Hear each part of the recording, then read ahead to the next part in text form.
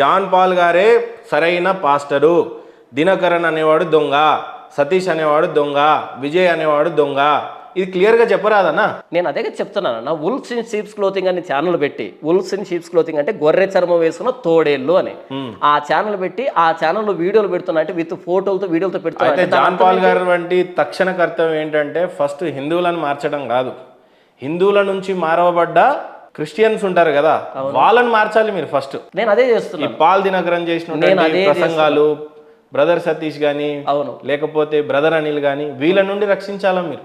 నేను అదే చేస్తున్నాను, సెకండ్ ఛానల్ పెట్టి అదే చేస్తున్నాను. చెప్పండి మరి ఏం చెప్పాలనుకుంటున్నారు మీరు అలాంటి వాళ్ళకి? అలాంటి వాళ్ళకి నేనేం చెప్పాలనుకుంటున్నానంటే క్రైస్తవులకి ప్రామాణిక గ్రంథం బైబుల్. ఈ బైబుల్కి కుడికి కానీ ఎడమకి కానీ పోయేవాడు క్రైస్తవుడు కాదు. మీరన్నా సతీష్ అన్నారు, లేకపోతే బెల్లంపల్లి ప్రవీణ్ కుమార్ అన్నారు, పాల్ దినకరన్ వీళ్ళు ఉన్నారు కదా. బైబుల్కి వాళ్ళు చేసే టీచింగ్కి అసలు పొంతం లేదు, చాలా దూరంగా వెళ్ళింది. మీరే పాయింట్అవుట్ చేశారు, దీపక్ దేవుడు నిన్ను పిలుస్తున్నాడు, నీ గర్భం రాబోతుంది, ఇది బైబిల్లో లేదు. జస్ట్ వాళ్ళు ఒక బిజినెస్ చేస్తున్నారు దేవుణ్ణి. కాబట్టి నిజంగా క్రైస్తవులు దేవుని ప్రేమించాలంటే ఈ బైబిల్ దగ్గరకు రండి, ఈ బైబిల్ ఉన్న వాక్యం ఏం చెప్పింది దాని ప్రకారంగా ప్రభువైన యేసుక్రీస్తుని సేవించండి. అంతేగాని వ్యక్తులను చూసి ఆ డ్రామాలు చూసి క్రైస్తవ్యాన్ని వెక్కిరించకండి, ఇలాంటి వాటిని సపోర్ట్ చేయడం ద్వారా అన్నది నేను చెప్తున్నాను అన్న. దీనికోసం నేను పాటుపడుతున్నాను. 2 ఛానల్ పెట్టి ఏది వాక్యం అని చెప్తున్నాను ఒక ఛానల్లో, ఇంకో ఛానల్ పెట్టి వాక్యాన్ని ఎలా వక్రీకరిస్తున్నారో, భక్తిని ఎలా బిజినెస్ చేస్తారో, యేసుప్రభుని ఎలా అవమానిస్తున్నారో క్రైస్తవుల పేరుతో, క్రైస్తవ నాయకుల పేరుతో అన్నది సెకండ్ ఛానల్లో చెప్తున్నాను. నా వంతు పాస్టర్ విజయ్ ప్రసాద్ రెడ్డి గారికి పడుతుందా అండి? అస్సలు పడదన్న. కారణం ఎందుకు విభేదించారు మీరు? ఎందుకు విభేదించారంటే బైబిల్లో ఉన్నటువంటి సత్యాన్ని సత్యంగా ప్రకటించకుండా వ్యక్తుల దయను సంపాదించుకోవడానికి, ఫేవరెట్ అంటే ఫ్యాన్స్ని సంపాదించుకోవడానికి వాక్యాన్ని వక్రీకరిస్తున్నాడు. రీసెంట్గా ఏదో ఛానల్కి వెళ్ళి, క్రాంతి గారి ఛానల్లోకి వెళ్ళి అక్కడ ఒక క్రైస్తవుడు అనుకోనటువంటి ఒక నినాదాన్ని చేయడం ద్వారా క్రైస్తవ్యాన్ని అవమానపాలు చేశాడు. ఆయన జై కొట్టమని అడిగాడు క్రాంతి గారు, ఆయన నమ్ముకున్నటువంటి దేవుడికి. ఈయన జై కొట్టాడు. ఒక క్రైస్తవుడు యేసు ప్రభు తప్ప ఇంకెవరికి జై కొట్టాడు. అలా ఏంటంటే ఇలాంటి ఒక భావాన్ని తీసుకొని వస్తున్నాడు. అది తప్పు, బైబిల్ దాన్ని సమర్థించదు. కనుక ఇలాంటి వ్యక్తుల మీద ప్రధానంగా విజయ్ ప్రసాద్ రెడ్డి గారిని మీరు చాలాసార్లు, చాలా చోట్లలో, చాలా సందర్భాలలో ఎక్కువగా అపోజ్ చేశారు. అవును, కారణం ఏంటి? అసలైన ది లూకి లేదా ఏంటి? అదే ఆయన చేస్తున్న బోధ కానీ ఆయన ఏ రకమైన బోధనలు చేశారని అంటే ఒకటని కాదు కదా. నేను ఆ వీడియోలో తెలియదు అంతో ఇంతో విజయ్ ప్రసాద్ రెడ్డి గారు నాకు ఇష్టం అనిపిస్తాడు. ఎందుకంటే చాలా విషయాలలో మోటివేషన్ పాయింట్ ఆఫ్ వ్యూలో యంగ్స్టర్స్ కి అవన్నీ. బైబిల్లో మోటివేషన్ లేదు, బైబిల్లో మోటివేషన్ లేదు. ఈ మోటివేషన్ అన్నది బైబిల్కి అగెయిన్స్ట్. నా మాట మిమ్మల్ని కనుక బలపరిచి మీరున్న బాధ నుంచి బయటకు తీసుకొని వస్తే ఇక మీకు దేవుడు అక్కర్లేదు. బైబిల్ అది చెప్పలే. మనం పడుతున్న ప్రతి బాధకి మన పాపం కారణం. ఆ పాపం పోయినప్పుడే నిజమైనటువంటి స్వేచ్ఛ, స్వాతంత్రం వస్తుంది. అది ప్రభువైన యేసుక్రీస్తు ద్వారానే జరుగుతున్నది బైబిల్ చెప్పింది. నేను మోటివేట్ చేయడం ఏంటి? నా మాట మిమ్మల్ని ఓదార్చినప్పుడు ఇక దేవుడు దేనికి? కాబట్టి ఈ మోటివేషన్ అన్నది క్రైస్తవ ప్రామాణికం కాదు, సువార్త బైబిల్ చెప్పింది. ఈయన మోటివేషన్ స్పీకర్ మీరు అన్నట్టుగా, కాబట్టి ఈయన పాస్ట్గా ఫిట్ గాడు, కాబట్టి నేను అపోజ్ చేస్తున్నాను. ఎప్పుడైనా ఫోన్ చేశారా మీకు విజయ్ ప్రసాద్ రెడ్డి? చేయలేదు, చేయబోను. మీకేమైనా ఫోన్ చేసి ఏమైనా థ్రెట్ చేశారా? పొరపాటును కూడా థ్రెట్ వచ్చేది, చాలా థ్రెట్ కాల్స్ వస్తాయి నాకు. ఫోన్ చేస్తారు, తిడతారు, ఆ రికార్డింగ్స్ కూడా ఉన్నాయి, చాలా రకాలుగా ఉంటాయి నాకు. కానీ నేనైతే ఫోన్ చేయలేదు.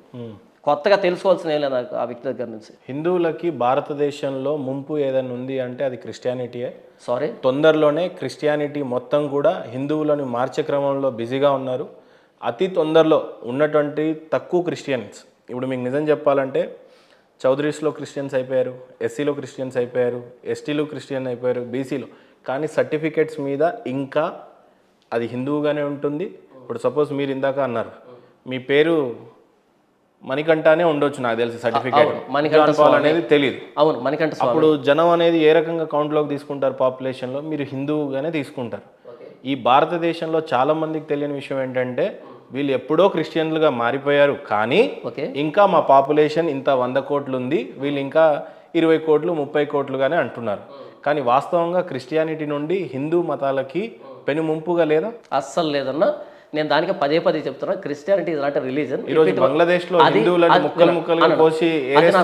దానికి నాకు సంబంధం లేదన్న, బైబిల్ నాకు సంబంధం లేదు. రీసెంట్ గా రాధా మనోహర్ దాస్ గారిని మాట్లాడుతూ ఒక లేడీ, ఆమె ఈస్ట్ గోదావరి ఆవిడ, నిన్ను ముక్కలుగా నరికేస్తారా, నీకు దేవుడు అంటే ఏంటో తెలీదు, నువ్వు నరకంలో పడేసినప్పుడు నీ కాలు మొండెం నేను ఒక్కొక్క చోట అలాంటి వారికి నేను వకాలతో పుచ్చుకోలేదు, నా సంబంధం లేదు. వకాలత్తు పుచ్చుకోకపోయినా ప్రభువైన యేసుక్రీస్తు వారి వీళ్ళల్లో గురించి, బైబిల్ అను గురించి ఇప్పుడు మీరే హిందువుగా ఉండి ఈరోజు క్రిస్టియానిటీగా మారిన తర్వాత హిందుత్వం అంటే మీకు ఏమైపోయింది అని అంటే వీళ్ళంతా పాపంలో బతుకుతున్నారు, విగ్రహారాధన చేస్తున్నారు, నా ప్రభుని నమ్మకపోతే పాపం వీళ్ళు నరకం పాలైపోతారు, వీళ్ళని నేను కాపాడాలి అని మెంటల్గా ఫిక్స్ అయ్యారా?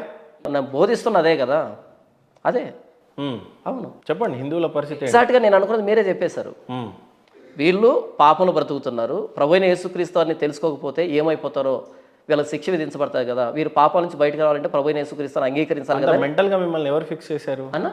మీరే అంత చదువుకున్న వ్యక్తిగా చదువుకున్నాను కాబట్టి ఇది మెంటల్ గా మీరే అంత ఫిక్స్ అయ్యారు, చదువుకున్నాను వీళ్ళందరినీ నరకంలో కాదు స్వర్గం వైపు నడిపించాలో, అబద్ధపు దేవుడిని కాదు నిజమైన దేవుడిని విశ్వసించే విధంగా నేను కంకణం కట్టుకొని వీళ్ళందరినీ కాపాడాలి అని.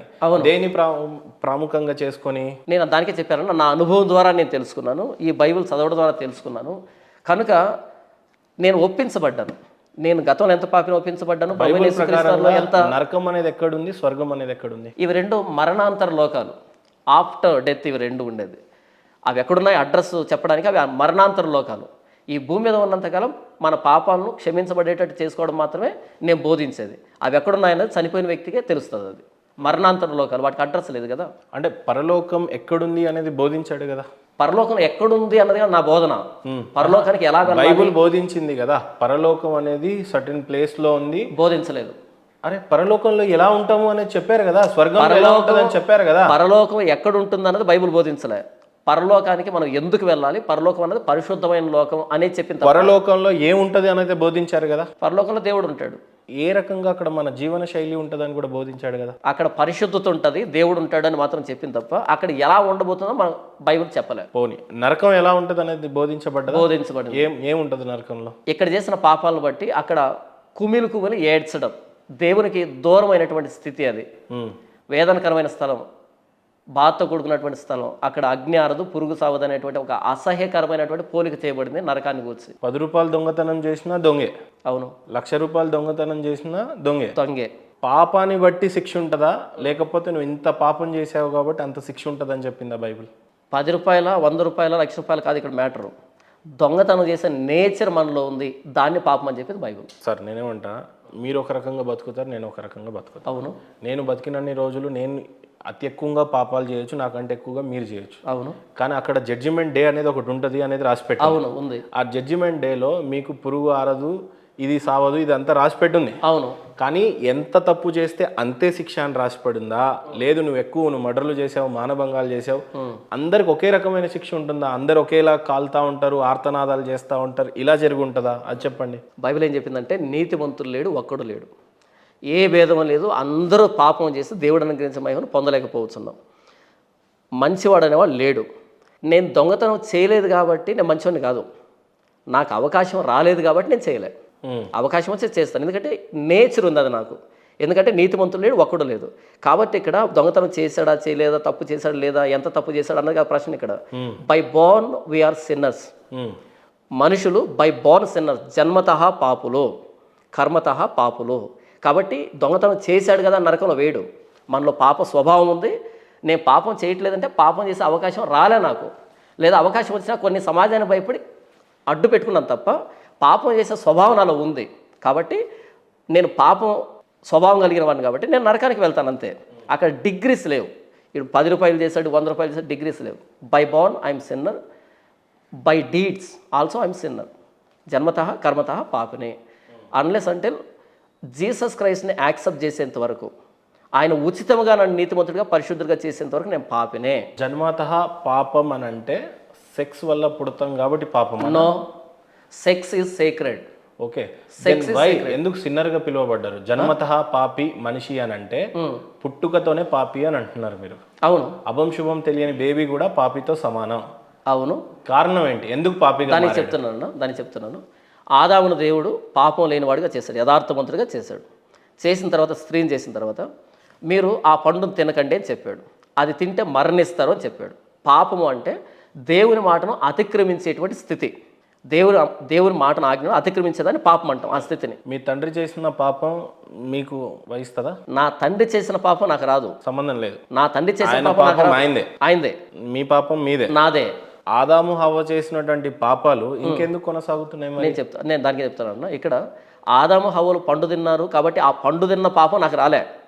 ఎప్పుడైతే వాళ్ళు పండు తిన్నారో వాళ్ళు పాపులు అయ్యారు. ఆజ్ఞను అతిక్రమించే నేచర్ వారిలోకి వచ్చింది. ఇప్పుడు వారిలోంచి నేను వచ్చినప్పుడు వారి బ్లడ్ నాలో ఉంది, వారి మజిల్ నాలో ఉంది, వారి DNA నాలో ఉంది, వారి స్వభావం కూడా నాలో ఉంది. ఇది పాపి లో నుండి పాపి బయటకు వస్తారు. పాపం చేయడానికి ప్రధాన కారణం ఎవరు? ఆదాం హవ్వనా, లేకపోతే పాపం చెయ్యమని చెప్పినటువంటి సైతాన్ పేరు ఏం పేరు ఉంటుంది? సర్పం పేరే ఒకటి ఉంటుంది, అపవాది, సాతాను. సాతానికి ఒక పేరు ఉంటుంది. ఆయన ఒక రూపంలో వచ్చి లూసిఫర్ అని పిలుస్తారు కదా.